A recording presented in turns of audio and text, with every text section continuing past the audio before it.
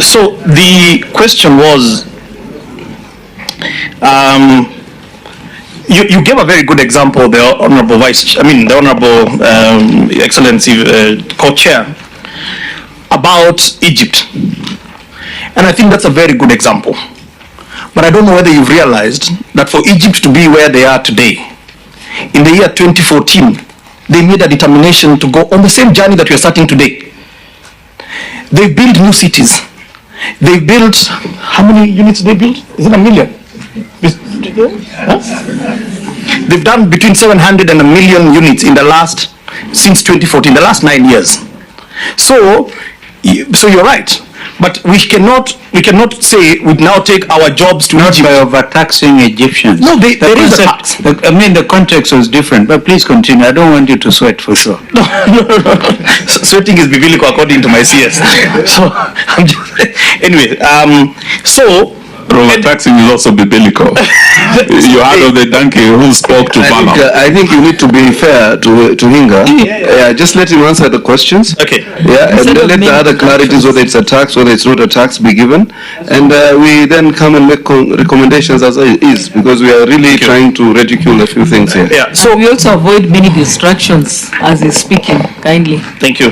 So the journey that Egypt took is a journey that we want to take. I know a lot of people say don't talk about Singapore because in the 1960s it's the same journey they took today. 90% of all Singaporeans live in a publicly delivered house. The issue of using the levy again is not unique to Kenyans. We have benchmarked widely. Any country that has ever resolved their housing issues, there has got to be ring-fenced capital. There has got to be long-term capital. So that's why if you go to Mexico, and I know there are some bad examples in terms of Mexico that we have also benchmarked and seen some of the things we must avoid doing. So Mexico has the levy. If you go to our neighbors, Nigeria, they have a levy. China has a levy. We can have a whole study that is actually uploaded. If only we can download and read. The entire benchmarking study is already been given. Now, I think the Honorable Co-Chair, you asked a very fundamental question. That the cost of establishing a manufacturing plant in Kenya is expensive. Now, but I also think if that is a statement of fact, it is incumbent on us as leaders to change that. Because manufacturing does not just happen because you wish it. Manufacturing happens because you have a concrete plan. And that concrete plan must be driven by a demand for something. If there is no demand for something, there is no private sector person who is going to risk their money. That I'm just going to manufacture doors and wish and hope that the houses will be built. The market, as my senior has said, it needs to be nurtured. So we are nurturing the market, okay, by creating that consumptive demand, which is then going to anchor our manufacturing and is going to give us jobs. You know, I dare say that the existential risk of our country today is this issue of unemployment. This must be in every other word that you talk about as members of parliament. We must talk about how do we solve unemployment. And sometimes we put aside our whatever caps that we are wearing so that we can, it's a patriotic duty for all of us to find a solution to this thing called unemployment. You may disagree with how I want to do it. I may disagree with how you want to do it, but let's not run away from the fact that it is a big problem. Now, some statement was made about why don't we take this money and build classrooms? And I find that quite interesting. Because which money are you taking? Because unless you're saying that the housing levy application should go to building classrooms, the reason why we have this housing levy is because there is no fiscal space. There was no other way of funding this agenda. So you needed to come up with a plan to be able to get that capital. But let me assure you that our housing plan is not just about 4 walls and a roof. No. It is a whole ecosystem where we are building schools close to where people live. One of the reasons why we have traffic in these cities of ours, Nairobi, is because our cities have grown in an unplanned way. We have built schools in one end, we live in another end, and we work in another place. That's why we have perpetual jam. So what are we doing? We are making sure that all these homes that we are building, there is a school within walking distance. So go and look at all the affordable housing programs that we have launched. We have a school, we have a clinic, we have a market. Why? Because this is about human settlements. It's not just about housing. So I think that's a very important point for all of us to be able to appreciate. I really feel uncomfortable to try and take on my former boss, Eugene, on something that I don't think is a statement of fact. Number one, Jubilee government never abolished its affordable housing program. Never. I was the PS in charge from day one to the last day. And until the last day, we were still chasing our housing agenda. And I actually want to use this as a very good example as to why we did not succeed and why we are succeeding now. And it goes to, there's nothing that has changed in the architecture. What has changed is that right now we have got the resources to do it. In the last government, we didn't have it because it went to court, it stayed in court. By the way, the courts never ruled. It stayed in court, it was frustrated. There were like 13 cases being opened every day. We know how it works in Kenya. But then eventually, the former president in December of 2019, I remember very well because it was Jamhuri Day, he directed that we move it from mandatory to voluntary. Now, let me tell you what the effect was. The effect was we had projected to be collecting somewhere between 6 and 7 billion a month. But between 2019 to 2022, when the Jubilee government came to an end, we had not collected more than 1.8 billion. Many years, we only collected less than 1.8. We collected less than 2 billion. Yet, we were hoping that we were going to collect 6 to 7 billion. So that is really the crux of the issue. It is not that it was a bad plan. It's not that this plan has fundamentally changed. The only thing that has changed is that we have now a funding mechanism. And even during COVID time, we were looking at sectors that we were going to revive, and housing was still one of the sectors. Unfortunately, there was no money. So if the taxpayers' existing funds cannot fund that agenda, then it did not take off. So if we go back to the fundamental reason why we are so passionate about housing, its importance in the economy, its importance in the creation of jobs, we can already see. I dare actually request this committee that next time you come and accompany me, we go to Mukuru Kijinga, here, meteorological site. You find close to 3,000, 4,000, 5,000 young people that are working there. Those are jobs we didn't have, but we have them today. Today, we should look at any sector that is going to create jobs, and we must go for it.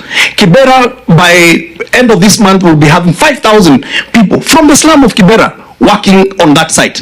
Those are people who do not have a job. When you go to Roiro, where we are building some 1,000 units, we have got over 2,000 young people working in those. Homa Bay, same thing. So I think it's important to understand the economics of housing and already the change that is happening. But it is gradual, and as we scale, you will now start to feel it. Then let me go to the Honorable Wambilinga. Wambilianga, sorry. My apologies for that. I think you're lucky I didn't exchange the R and the L there. So it will have been worse. Joking. One of the critical areas that we have looked at is targeted groups. This affirmative action, because this program is actually finally going to have us realize the social dividend that is in our laws but has never been implemented, the 30% rule. That's why when we went to Starehe, when we were launching Starehe, we took a women group from Babadogo. They are part of what is called the Build Her. And by the way, those young ladies, most of them single mothers, are building wonderful products. They are doing all our joineries and our finishes. They are doing an excellent job. as though you knew I was coming here. This morning I was just chatting with the advisor to the president on gender, because I have gone out there and said, where are the women in construction? Because we have ring-fenced it. We want the women in construction to take advantage of this particular agenda. So people living with disabilities, women and young people are a key focus on this agenda, and there is something in there for them. And so in the coming days, as we roll out, you should be able to see that we are launching all these various chapters at the same time. Honorable Wandai, who I must disclose that is a good friend of mine.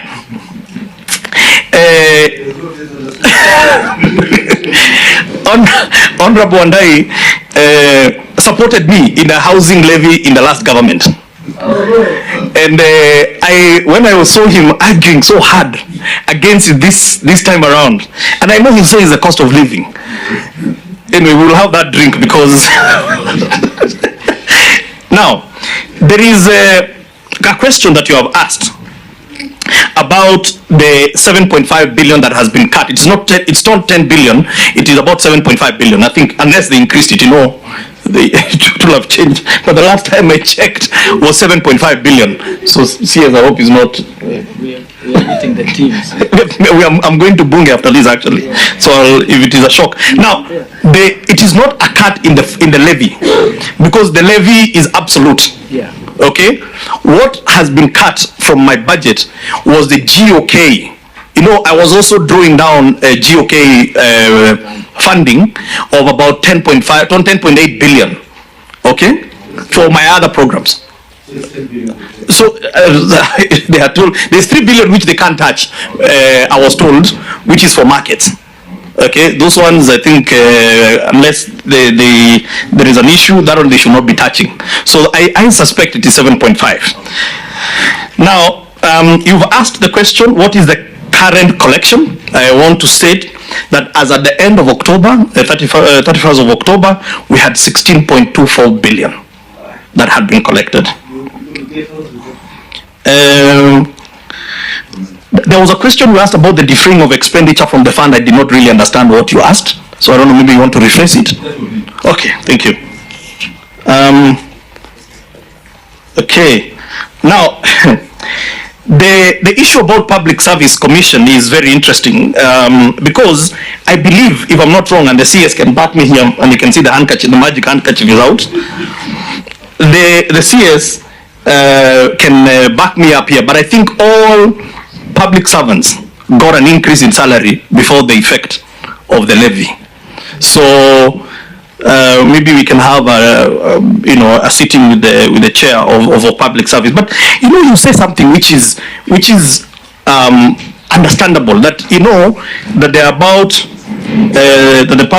the head of public service said about 12.5 Kenyans or public servants are going through psychological challenges and so on and so forth. And I understand it is true. And it's not just them. There are even others who have been laid off, and there are others who have never seen what is a job. So, and that's why I say that sometimes, and allow me to say this with the greatest degree of respect, that leadership is a very difficult thing. Leadership is very tough.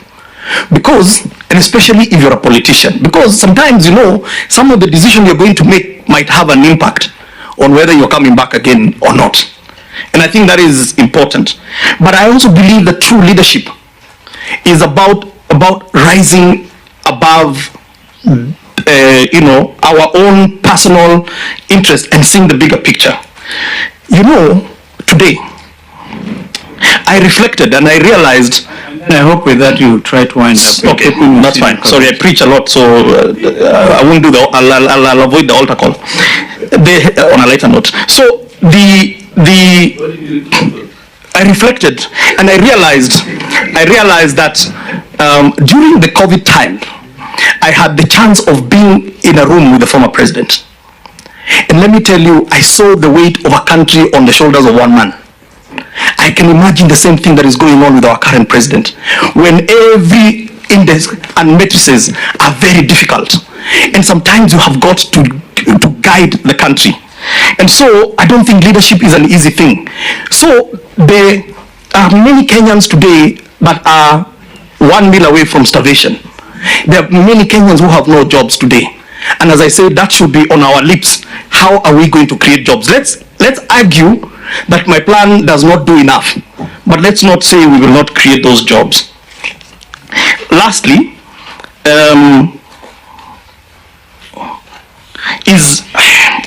Abraham makes some very interesting points.